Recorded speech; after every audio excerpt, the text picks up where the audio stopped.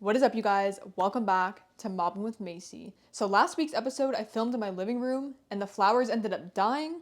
So we're back in my office room at the same place that I've been filming the podcast. But anyways, guys, today's episode is super important because I'm going to talk about something a lot of people are struggling with. Many of my clients, many friends, and so many people in general are struggling with knowing what their purpose is and how to discover their purpose, especially when there's someone that has different interests all over the place and they don't really know what next step to take, and they've also tried so many different things and they still haven't discovered what their purpose was. When I was a kid, I've always naturally been entrepreneurial. I used to do people's lawns. Like, I would go to people's houses, knock on their door, and I would ask to pick their weeds to be able to make some money. I also used to do nail art. So I would do nails for people and cool designs and then make money that way. In elementary school, I don't know if you guys remember what GIMP is, but I would make these custom bracelets for people in elementary school, and they became so popular that I was selling it to middle schoolers and high schoolers as I was in elementary. That's because the people that were in my grade, they had older siblings that wanted the bracelets. So that's the first business I had where I was selling to people I didn't know, and I was selling to many different age groups. So that was in elementary school. When I was in middle school, I was in a woodshop class, and everyone in the class made a birdhouse. I was the only person that made something unique. So I made a dirt bike stand for my dirt bike, so my dirt bike can stand up on something in the garage. I remember the teacher thought it was so unique that I was able to make that. I didn't sell those to people or anything, but I'm just trying to express that I thought different from the masses, and I've always been creative and thinking out of the box. But yeah, I've always had that entrepreneurial spark. And something else when I was younger was I loved teaching. I literally pretended that I was a teacher with my siblings, and during the summer I would give them schoolwork and pretend I was a teacher because I loved teaching people. And I also loved learning. I still love learning. When I was a child during the summer, I got so bored to the point where I wrote math problems for myself and I solved it just for fun. I would also watch movies and then write a summary, and I did that for fun. But yeah, I loved teaching. I loved everything about that. So even though I had those traits from elementary school up until like middle school, I still didn't know what my purpose was, and I didn't know what I wanted to be when I was older. I had no idea. I always had a strong inner knowing that I was going to do something to impact a lot of people, but I never knew what that was. So from 14 to 18 years old, that's when I was in a 4-year relationship. That relationship caused a lot of emotional abuse. I did start my fitness journey when I was 14 to 15, so it was during the relationship. But once I got out of that relationship, I wanted to go after everything I ever wanted and more, and that's when I immersed myself fully into my fitness journey. And I also got a job at LA Fitness, so I was constantly at the gym. I was going 6 days a week, and I was networking for the first time and just talking to so many people. I was a front desk girl, so I was always talking to the members. I was also friends with a lot of my coworkers, so I was meeting new people every single day and working out with different people all of the time. And that was helping me build my knowledge when it came to fitness. So I was really skinny when I started my journey, and I wanted to gain weight and be able to have curves. So I had a very drastic transformation. I learned a lot from members I was friends with and coworkers, but I got my NASM certification in personal training when I was 18, and then I went off to college around 18 as well. I got my bachelor's degree in exercise science, and then when I was 21, I got a powerlifting coach for 8 months. So that's when everything just blew out of the park. I still got results from 14 years old to 18 and 19, but everything drastically changed from 21 years old onwards. So basically, the reason I'm bringing that up is because that's when I found my passion for fitness. I loved working out. I loved how it made me feel. I loved how it was the foundation that transferred to other aspects of my life. So working out helped me become more confident. It helped me socialize as someone that struggles with social anxiety. It helped me get out of my comfort zone. The fact that I was a personal trainer, I enjoyed helping other people go through the same transformation that I did. Fitness helped me discover that I enjoyed helping other people and helping other people do something that I did, but in a better way, in a way that other people didn't help me around the time. I wanted to be the person to help people with things that I wasn't getting help with. But yeah, fitness is basically the door that kickstarted my passion to wanting to help people. And then during the pandemic, that's when I discovered spirituality for the first time. So self-development, spirituality, just getting deeper with myself and experiences that I've gone through. Because during college, that was the first time I ever experienced depression. I never felt that before in my life. And I felt very dark loneliness and depression.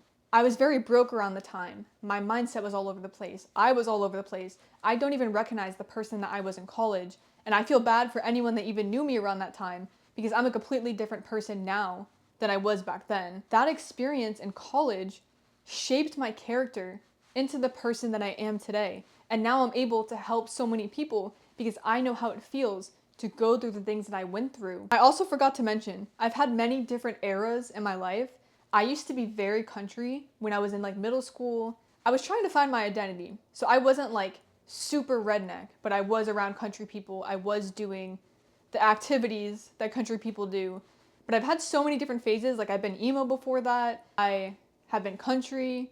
I got into like Spanish music and like the Spanish type of era, I guess you'll say. Like I still love Spanish music and like all of that, but like I basically immersed myself in different types of cultures and eras to the point where I've been friends and have been around so many different types of people. Those experiences actually shaped me into what I do today because now I can relate to so many people on a mass level, which means I can impact and help change more people's lives because I've gone through things that those people have gone through, or I understand their culture and the way they are, and that was definitely a huge part that shaped me. So back to what I was saying during the pandemic, that's when I discovered spirituality. I got very deep and passionate about helping people on a very deep level. And then this past December is when I've gone closer to the faith and Christianity side. So I've been discovering that and fully immersing myself and just finding a lot of fulfillment in that. I feel the most fulfilled, confident, happy, peaceful, being closer to God and getting close to faith and Christianity than I ever have before in my life. So that's why I started this podcast, to be able to have a second platform to kind of discover my other passions without it being too much like on my main page. Because I started that page off, first of all, doing country content. My name was Country Girl MW. And then I made it into a fitness page and my username turned into MacWat Fit. And then I started doing a lot of stuff with car modeling and the car scene. And then I've just evolved so much over the years. So I've had many different eras. Like there's probably so many eras that I'm forgetting to even talk about, but you guys get the gist of what I was saying before. Looking back on all of that, it really shaped me into the person I am today because I am a mix of a fitness coach, I'm a teacher, I help my clients with faith or getting better careers or breaking generational cycles. I'm an entrepreneur, so I kind of combined everything I've ever done into one career. Just like I mentioned previously in the episode, I've always had a strong inner knowing that I was going to do something on a big level to impact a lot of people, but I didn't know exactly what it was, but I always followed the little snippet of information and vision that I would get in my head. I've always followed what makes me happy or what makes me feel excited, what makes me feel fulfilled, and that eventually led me to my purpose. The truth is, you're not going to find your purpose in one day. You have to put yourself out there and also be okay with doing things temporarily that's going to help you build the skills to be in your purpose. So let's say you want to help people and you want to get better at socializing. Get a job as a server so you know how to communicate with people and you have that experience, and that's going to help you be more social with whatever career you end up doing. Let's say you like math and finance and you know you like that, okay? But you don't know where that's going to lead you. You feel like you want to maybe have your own business one day.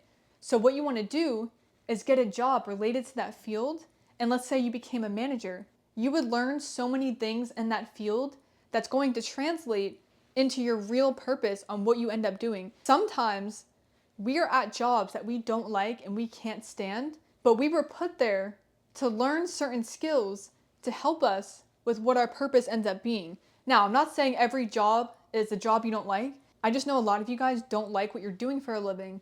So sometimes you're put at that job for a reason because it's going to shape you and help you learn skills that you can translate into your purpose and what you actually end up doing that makes you feel fulfilled. Okay, so let me get my point across better. I'm not saying that jobs are bad and like people are unfulfilled per se. Basically what I'm saying is if you're in a career that you don't like, sometimes that's actually shaping you into what you want to step into. But sometimes obviously you are in a career that you like.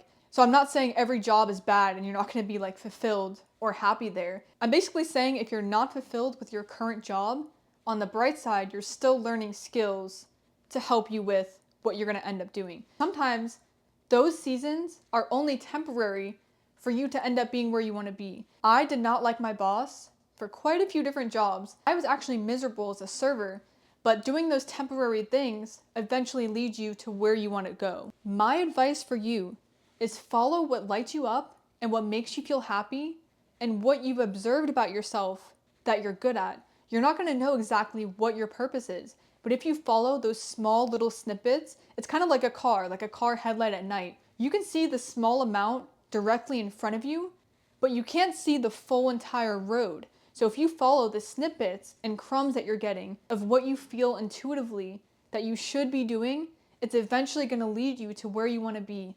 I know how stressful it is to have so many different talents and things you like and things you're interested in and not knowing how to make that a career. And sometimes you can't do something where it's all of those things at once, like what I'm doing, but you still can do one thing and then also do another thing. And as you're discovering this and trying new things, I know it's so stressful when you've tried so many different things and you still haven't found your passion. But don't give up, because every single time you try something, it's still getting you closer and closer to what your purpose is. So if you just sit down and give up, your vision's not going to come to you. Your purpose is not going to come to you. You have to go out and find it. And you do that by going out of your comfort zone and continuing to put effort to try, and it's eventually going to come to you. Everything eventually connects, and I believe in you guys that you can do it. So I'm going to give you guys homework so you can actually put action to finding your purpose. I know a lot of you guys are going to watch this and maybe it'll sit with you, but if you don't actually put action into what I'm saying, you're not going to find your purpose. And I want you guys to give yourself grace and stop being so mean to yourself for not knowing your purpose yet. It's not going to happen in one day. It's going to take time and things leading up to another. So here's my challenge for you guys. I wrote it down. Number 1, reflect on the struggles that shaped you. So sometimes what you go through is what you end up teaching or being a part of. So that's number 1. Number 2, pay attention to what lights you up and what makes you happy and makes you feel fulfilled, even if you feel like you have no chance at all to be able to make money from it and have a career from it. Number 3, commit to doing something, even if it's small or temporary. So I want you to commit to doing a side hustle, or maybe doing a job that's not a job that you want, but you know it's going to help you get the skills that you need in order to step into your purpose and have those skills to do that career path. You don't have to have everything figured out, because you're not going to have it figured out right now in this moment. But I want you to just start reflecting and taking those small action steps. And I promise that you're going to get there. Okay, guys, so ever since I started the podcast, I always wanted to do a viewer segment where you guys enter something that you need advice with, and then I'm able to help you guys at the end of the episode. Just so you guys know, it can literally be about anything. Fitness, mindset, nutrition, whatever you want advice on, I'm down to give advice, if it's appropriate, of course. So the first question I have is, can you talk about how often we should be lifting to see results? All you need to see results is 3 lifting days. So if you're a girl, you can do 2 leg days, 1 upper body day. If you're a guy and you want to prioritize your upper body, which most do, then you can do 2 upper body days and 1 leg day a week. All you need is those 3 days, just because food is 80% of the results. You could be lifting 5 times a week, 6 times a week, lifting heavy, doing all the things in the gym, but if you're not eating enough or the right foods, you're not going to see progress. People waste so many hours in the gym. If only they knew that food was 80% of the results, they wouldn't have to go to the gym that much and put as much effort in. You still need to progressively overload and challenge yourself on your lifts with the weights and the reps, but food is just 80% of the results. So you want to spend more time eating clean, eating the right amount of food, and doing it consistently versus focusing on how many workouts you need to do. It's definitely a part of the equation, but food is 80% of that equation. Okay, so let's go to the second question. How long should workouts really be? So there's no set time per se on how long a workout should be. So for example, let's say you have 2 leg days a week. You want to have 5 to 6 exercises on those leg days, And that tends to take an hour and 30 minutes, just coming from experience. And if you're doing 3 leg days, you want to have 4 exercises on each of those days. And that takes about an hour. Sometimes it can take less time. It really depends on if you're lifting like super heavy, if you're taking long rest times. If you're doing compound movements, you want to rest for about 2 to 3 minutes. And if you're doing isolation type movements, so leg extensions, leg curls, all you really need is like a minute and 30 seconds. You don't have to time yourself. You definitely can when you first start lifting if that's going to help you. But I just intuitively feel when I'm ready to return. But typically for compound movements, you do need to rest longer. And then for the lighter stuff, you would rest a little bit shorter. So there's no set amount of time that a workout needs to take. You just need to know how many exercises to have in your workout plan. So for upper body days, I tend to do 6 to 7 exercises, and I also superset. So while I'm doing dumbbell tricep extensions, straight after that, I'm doing bicep curls. So I superset a lot. So I just do like 6 to 7 exercises. And my upper body days, they tend to take only 45 minutes because I'm supersetting. Here's the last question. So I'm currently in nursing school and I'm feeling called to start showcasing my art on social media, but I'm too afraid to step into that. The older generation would tell you to never do anything involved with art because you're not going to be successful with it. And that was kind of true back then, but now we're in the golden age. You can do almost anything you could ever dream of and think of as a career. Like, I promise you, there's a niche and there's people for everything that like your art and they're going to support you. TikTok is an amazing platform because they're constantly pushing your videos to new people and they push it towards people that are actually interested in that topic. So you would do successful, girl. My advice for you is to start TikTok, and when you have gaps of time or days off, spend that time making a TikTok or researching and observing other TikTok creators where they're doing something that you want to do. Observe their framework and what's working and what's not working, and start putting action towards making content.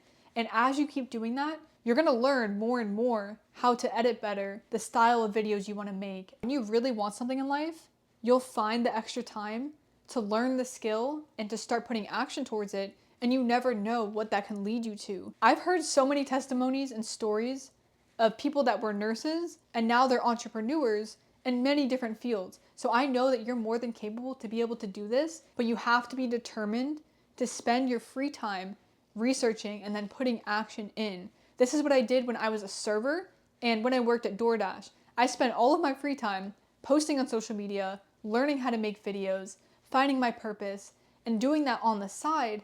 And then eventually, because of TikTok, I was able to get kickstarted with my career. I had a few videos that blew up on TikTok, which helped me be able to do coaching for a full-time living. So you're more than capable to do anything, girl. I 100% believe in you. Just take action and take advice on what I mentioned in this episode. So that wraps up the viewer segment and today's episode. If you guys feel inclined to subscribe, make sure you guys are subscribed. Comment below what you think your purpose is, and we can discover that together. Comment anything else that you guys want to comment. I love you guys so much, and I will see you in the next one.